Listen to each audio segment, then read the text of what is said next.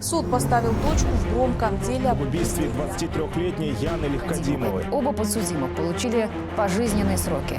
Атыраудағы кісі өлтіру фактісі туралы ақпарат қоғамда резонанс тудырғаны хақ. Қыздың өліміне себепкер болған қаскөйлердің әрекетін полиция қалай әшкереледі?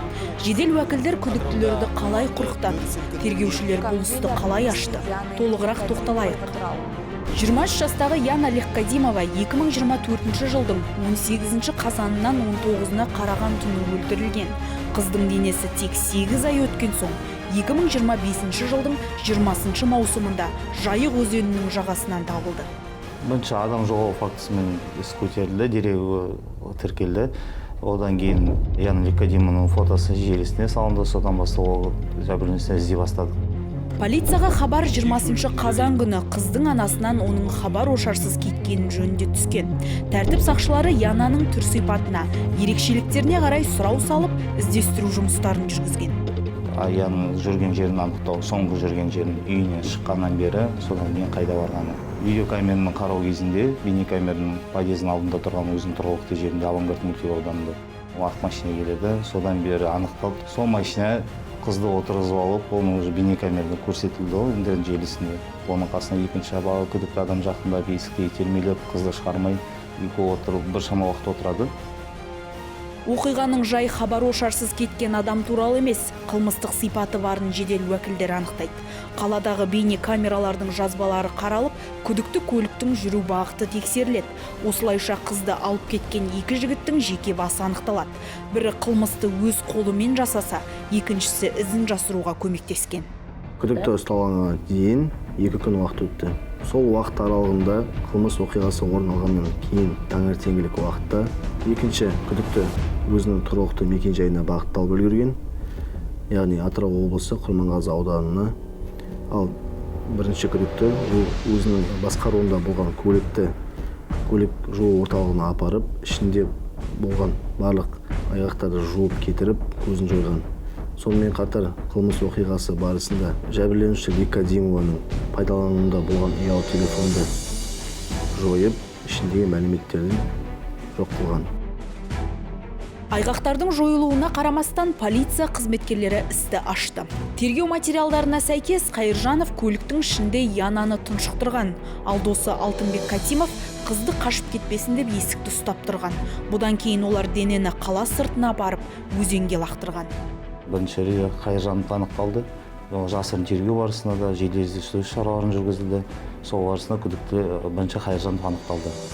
Қайыржанов анықталып, ұсталып, өз кінәсін мойындап, Атырау қаласына орналасқан бейнекамера арқылы екінші күдікті анықталды, Катимов Алтынбек.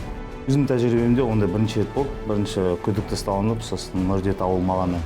Күдікті бірінші мойындап, Талдыкөл селосында Жайыққа лақтырылғаны анықталды.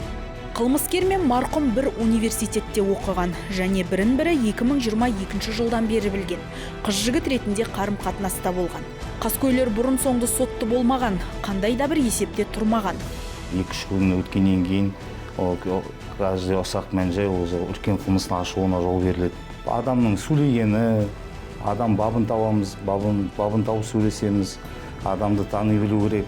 Осы қылмыспен айналысқанда бірқатар жедел іс-шаралар жүргізілді, жасырын тергеу әрекеттері жүргізілді. Дәл осы қылмысты ашуға жедел уәкілдердің кәсіби деңгейі үлкен дәрежеде көрсетті деп есептеймін. Қылмыстың жасалуына Янаның Қайыржановтың басқа қызбен кездесіп жүргенін және оған үйленбек екенін біліп қоюы, және қалыңдығына шындықты айтамын деп оқталуы түрткі болған. Жауап алу тактикасы пайдалана отырып, күдіктіден көптеген мәліметтерді жауап алу барысында білу мүмкін болды.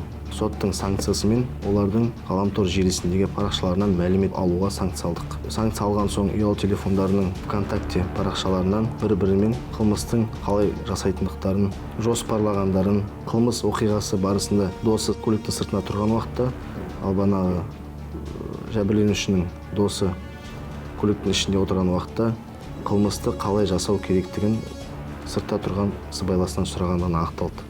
Енді өлтіру керек, қалай өлтірем деген уақытта сыртта тұрған сыбайласы мойнын сындыр деп жазғаны хат алмасу анықталды. Ғаламтор желісінен біздің елімізде адам өлтіру үшін қандай жаза көзделген іздеу тарих анықталды. Сонымен қатар Атырау қаласының аумағында сергек бейнекамераларының жазбасы қанша уақыт сақталады. Тұрғын үй-жайлардың аумағында орналасқан бейнекамералардың жазбасы қанша уақыт сақталады деген іздеу тарихтары анықталды. Полиция қызметкерлері барлық қажетті процесстерді жүргізіп, дәлелдемелерді жинақтады. Бүгінде қос күдікті де жауапқа тартылды. Екеуі де өмір бойына бас бостандығынан айырылды. Жедел уәкілдерінің басты қызметі осы қылмыстың алдын алу, қылмысты ашу болып табылады. Осы қылмыста екі күдіктіні асыға тезікпен өлтірген күдіктілерді ұстап, осы қылмысты ашуға барлық жұмысты атқардық.